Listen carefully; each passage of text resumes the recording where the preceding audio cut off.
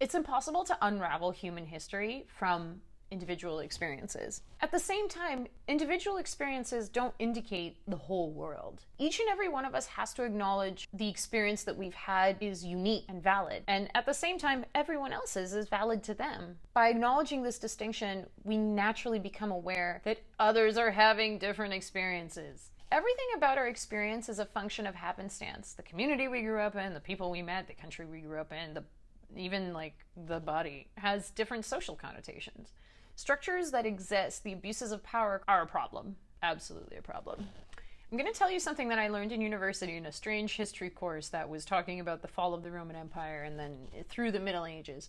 I thought it was going to be another Middle English course, and I surprised myself. I didn't think I was going to like Middle English, so I was going to take another one, and it turned out to be a history course. It was very strange. Anyway, one of the reasons that the Roman Empire went from it had two capitals, this like mosaic supernation of many practiced religions, to the Crusades, is due to a cascade of social effects. History people, correct me if I'm wrong. If you follow any human history far back enough, you'll find that humans worship their relationship with the cycles of nature. The Saxons, in particular, were the people who came from Northwest Europe. These were the Germanic tribes that were worshiping regional paganism or maybe some variation of the Norse religion.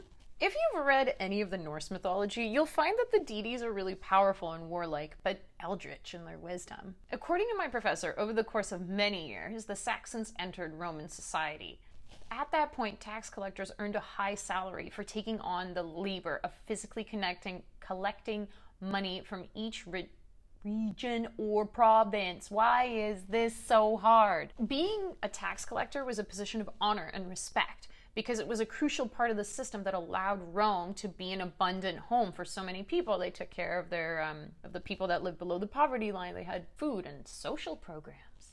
This is actually what democratic socialism is. Don't let the media buzzword nonsense fool you into thinking that socialism or communism is like anything what was going on in Russia or China. The USSR was not even really socialist. It was structurally communist, but corruption just made it into an oligarchy. So proto-Christianity in the Common Era was going through the internal bonding experience of being the only illegal religion in the Roman Empire, and they were illegal because they were too aggressive in their very shameful public recruiting. And don't forget that the valley that surrounds the city of Jerusalem has been occupied for the last 7,000 years, okay? So keep that in mind. In the 4th century of the Common Era, Emperor Constantine converts to Christianity, and the Crusades begin for the next millennium, literally. During the Crusades, literacy rates go from 99.999 or something, with peak Roman Empire, go to 4 to 6%, and that's mostly clergy and civil workers. And during that 1,000 years, the Bible is hand copied and individually translated. So it would be really foolish to think that there weren't some human errors made in that time. Okay, so back to the Saxons. They were the descendants of the pagans from the Northwest, right? Who were there, by the way, for tens of thousands of years. The value system of the North just happened to lead really good results in a hierarchy kind of system, like government work. The Saxons climbed the government job social hierarchy and increased their assets, their power, their influence, and over decades the culture of the role itself changed. The role of tax collector, yeah? And then as Christianity spread, all these power systems intertwined, and that kind of leads to the Crusades. Anyone else getting pyramid scheme vibes? The cultural, moralistic conversion campaign of the Crusades changed the course of human history on this side of Common Era. We cannot unravel the abuse of power from the history of Western civilization. And this is why colonial mindset is so dangerous. History is written by the victor. How much culture has been lost by residential schools? In order to feel empowered and motivated in a society founded on hierarchical power imbalances, we need to consciously believe that what we do in this lifetime is important. Which is why I think I'm drawn to the term witch, because there's a powerfully present, focused intention when consciously identifying as a witch. That's what makes witchcraft unique. It's about intention. It's important to understand how things that we cannot control affect reality today. We didn't choose the family we were born into. We didn't choose the country we were born in. And while we're at it, national borders are a function of history and History is the accumulation of the interactions of our ancestors. There have been at least 108 billion humans in human history. And each of us was born into families and communities that had pre-existing beliefs and social structures. And we're all doing the best we can with the tools we have.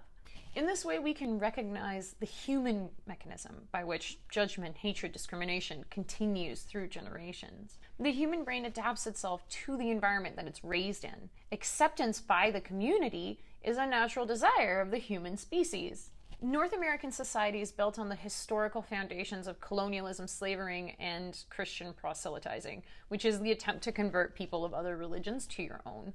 And in a society that's built on hierarchy, those who are born into higher rungs inherit the social structures that keep them there. For example, normative men of a certain socioeconomic class find community acceptance, peer acceptance, by engaging in behavior that their fathers exemplified and rewarded. When people are born into positions of ease socially, the experience of discrimination isn't naturally accessible to them. And this is how you get people that don't believe that racism or sexism is a real thing.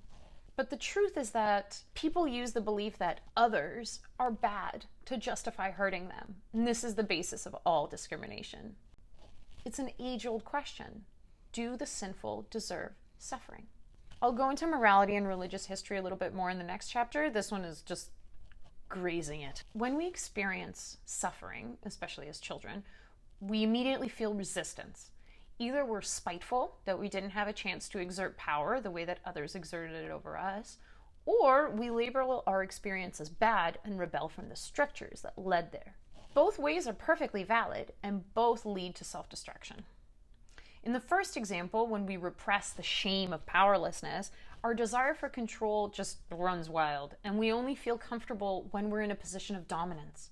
In the second example, we internalize our powerlessness and become untethered from reality. Resistance is a coping mechanism and a reasonable response to the intuitive understanding that we were hurt. When we resist our experience, though, we repress it. And from a subconscious position, pain and trauma sits like a lens in our subconscious, warping the light that it receives. Overriding that habitual resistance with curiosity, kindness, and compassion is a challenge. It can take years to unravel pain. Obstacles and difficulties are a guarantee, but the question is, how do you face it?